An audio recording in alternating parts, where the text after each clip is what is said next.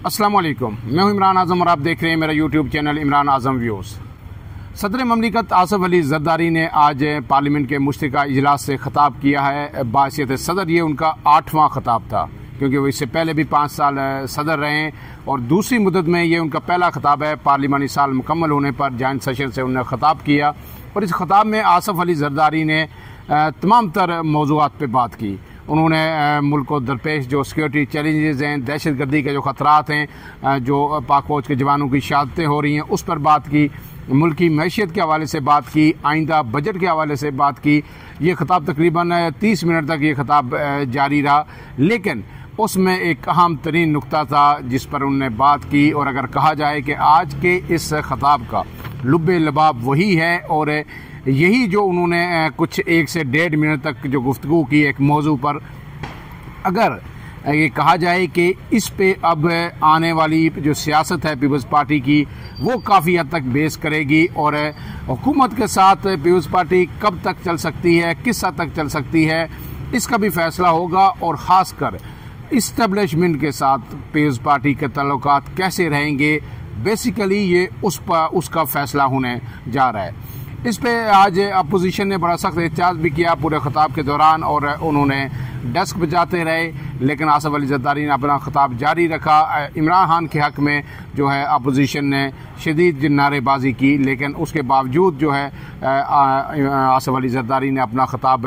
जारी रखा और उसे मुकम्मल किया। जो है बिलावल भुट्टो, आसफा भुट्टो समेत जो है अहम तरीन शख्सियात ने, गवर्नर्स, चारों सूबों के जो वज़राए आला हैं, उन्होंने शिरकत की और कुछ गैर मुल्की सफ़रा थे, उन्होंने भी गैलरी में बैठ के ये ख़िताब सुना।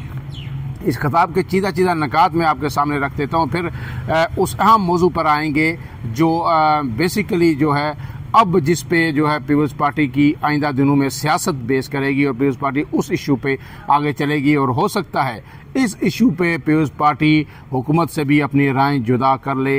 अगर राय जुदा नहीं करती तो हो सकता है इस्टेब्लिशमेंट के साथ उनके ताल्लुकात जो पहले जैसे सब अच्छा चल रहा था वैसे ना रहें।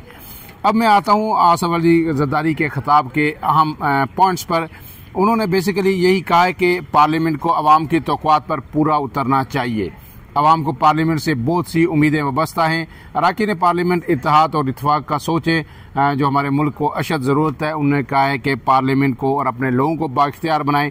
टैक्स के निज़ाम पर उन्होंने बात की कि इसमें बेहतरी आनी चाहिए और ख़ास करके आइंदा बजट में जो है नए टैक्स लोगों पे टैक्स जो दंदगान हैं उन्हें शामिल किया जाए, टैक्स नेट के अंदर लाया जाए। पुराने जो लोग पहले से टैक्स दे रहे हैं अवाम, उन पर टैक्सों का बोझ बढ़ाना दुरुस्त नहीं है। गोया उन्होंने हुकूमत की जो टैक्स पॉलिसी है उस पर भी एक तरह से अदम एतमाद का इज़हार किया। जिस तरह टैक्स बढ़ाए गए हैं पिछले 1 साल के दौरान, उन्होंने कहा कि ये तरीक़ाकार दुरुस्त नहीं है। इसके बाद जो उन्होंने कहा है कि दहशत गर्दी पर गुफ्तगू की और उन्होंने कहा है कि दहशत गर्दी की जो जड़ें हैं वो महरूमी और अदम मसावत में पाई जाती हैं। पीपल्स पार्टी हमेशा से ये कहती रही है कि जब गुर्बत होती है जिन इलाकों में, तो वहाँ लोगों को अलायकार बनाना, दहशतगर्द जो कलादम तंजीमें हैं उनके लिए बड़ा ही आसान हो जाता है। वो लोगों की रिक्रूटिंग उसमें करते हैं, तंजीमों में उन्हें रुपये पैसे का लालच देते हैं, एक अच्छी ज़िंदगी का लालच देते हैं। और चाहे बलूचिस्तान हो या KB के लोग जो नौजवान हैं वो आसानी से ट्रैप हो जाते हैं। लिहाजा ज़रूरत है कि जो गुर्बत जो है पूरे मुल्क में, ख़ास करके उन इलाकों में जहाँ से ये कलादम तंजीमें लोगों को अपनी तरफ राग़िब करती हैं, वहाँ पे जो है तरक्याती मनसूबे शुरू किए जाए। उन्होंने कहा है कि हमें पता है कि दहशत गर्दों को बैरून मुल्क से फंडिंग मिल रही है, कहाँ से मिल रही है, हम सब वाकिफ़ हैं। हमारी सिक्योरिटी फोर्सेस जो है कुर्बानियाँ दे रही हैं।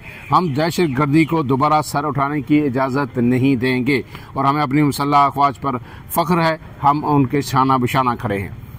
अब आते हैं जो असल जो क्रक्स था इस आज के सदर आसिफ अली ज़रदारी के ख़िताब का, वो ये था कि उन्होंने जो वफाक को, नून लीग की हुकूमत को और इस्टेब्लिशमेंट को, तीनों को सख्त तरीन तनकीद का निशाना बनाया। अल्फाज सख्त नहीं थे, अल्फाज जो एक सदर के होने चाहिए वही थे, नपे तुले थे, लेकिन उन चंद अल्फाज में, चंद लाइनों में आसिफ अली ज़रदारी एक भरपूर मैसेज अपना दे गए हैं। और वो मैसेज क्या है वो आप सुनेंगे तो आपको समझ आ जाएगी कि अब मुस्तकबिल की सियासत जो पीपल्स पार्टी की है वो इसी डगर पे चलेगी।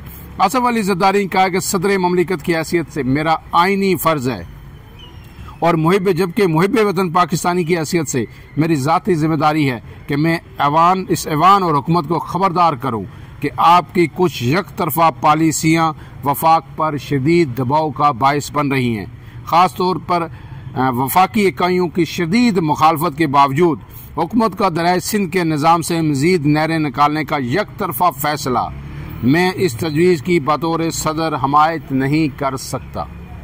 गोया आज सदर ने, मैंने अपने पहले कई व्लॉग्स इस पे किए कि पीपल्स पार्टी का क्या मौक़िफ़ है, सिंध की जमातों का क्या मौक़िफ़ है, सिंध के जो किसान हैं उनका क्या मौक़िफ़ है कि जो SIFC के तहत जो एक कॉर्पोरेट फार्मिंग का मनसूबा बनाया गया है पंजाब के इलाके चोलस्तान में, और वहाँ पे लाखों एकड़ अराजी जो है सराब की जा रही है और उसके लिए 12 लाख से ज़्यादा एकड़ अराजी ली जा रही है। सिंध से भी ज़मीनें ली जा रही हैं कि एग्रो फार्मिंग वहाँ पे की जाएगी, और उसमें जो बेसिकली ये जो है SIFC का ये मनसूबा है, यानी पाक फ़ौज का मनसूबा है, उसके लिए जराए सिंध से 6 नहरें निकाली जा रही हैं। मैंने आपको पहले भी बताया, लेकिन ख़ास करके जो चोलिस्तान नहर निकाली जा रही है उस पर पीपल्स पार्टी को शदीद तरीन तफज़ात है, और उन्होंने कहा है कि हमें पूछे बगैर इसकी मंजूरी वफाक ने दी, हमें ऑन बोर्ड नहीं लिया गया, और इरसा ने भी मंजूरी हमारे पूछे बगैर दी। इरसा के जो सिंध के मेंबर थे उन्होंने इसकी मंजूरी देने से इनकार किया था, उन्होंने अपना इख्तलाफी नोट भी लिखा था, लेकिन उसके बावजूद ये मनसूबे की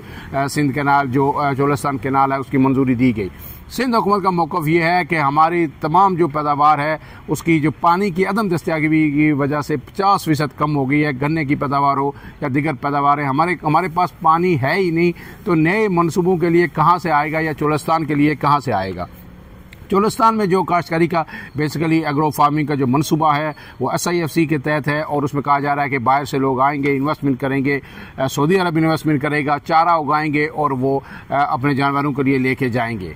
लेकिन सिंध हुकूमत का मौक़िफ़ ये है कि जो एग्रीकल्चर लैंड पहले से सिंध में दस्तियाब है उसी के लिए पानी पूरा नहीं हो रहा, तो ये नई नहर बना के दरियाए सिंध से चोलिस्तान को आबाद करने का और वहाँ पे एग्रीकल्चर करने का जो मनसूबा है ये सिंध के साथ ज़्यादती है और सिंध के हुकूक पे डाला जा रहा है, सिंध के पानी का हिस्सा उनसे छीना जा रहा है। ये किसी सूरत कबूल नहीं। इस पर सिंध की तमाम जमातें भी जो जमातें हैं, नेशनलिस्ट जमातें और सिंध के एग्रीकल्चर जो हैं फार्मर्स हैं, वो सब लोग इस पर मुतफिक है। इसी कंटेक्स्ट में आसिफ अली जरदारी ने यह कहा कि दरियाए सिंध के निज़ाम से मज़ीद नहरें निकालने का एक तरफा फैसला मैं इस तजवीज़ की बतौर सदर हमायत नहीं कर सकता। मैं इस हुकूमत से दरख्वास्त करता हूँ कि वो इस मौजूदा तजवीज़ को तर्क करे और तमाम स्टेक होल्डर के साथ मिलकर काम करे ताकि वफाकी इकाइयों के दरमियान मुतफ़िका इत्तफ़ाक़ राय की बुनियाद पर पायदार अमल और पायदार हल इसका निकाला जा सके। सदर ममलिकत आसिफ अली जरदारी ने मज़ीद कहा कि आइए हम एक ऐसा पाकिस्तान बनाने की कोशिश करें जो मुनसफाना, खुशहाल और हमागीर हो। आइए इस पार्लिमानी साल का बेहतरीन इस्तेमाल करें। गोया अब जो आसिफ अली जरदारी ने एक क्लियर कट स्टांस ले लिया, पीपल्स पार्टी इस पे बात करती रही, वज़ीर आला सिंध बात करते थे, बिलावल ने इस पे बात की, लेकिन सदर आसिफ अली जरदारी ने इस पे कभी इस तरह खुलकर बात नहीं की। लेकिन आज जो उन्होंने एक यकनकाती एजेंडे पे जिस तरह बात की, अब बाकी बातें जो उन्होंने की वो तो ज़ाहिर रूटीन की हैं। कोई भी सदर होता तो ये सारा दहशतगर्दी पे बात करता, मैशियत के हवाले से बात करता, मुस्तकबिल के लिए कुछ गाइडलाइन भी देता हुकूमत को।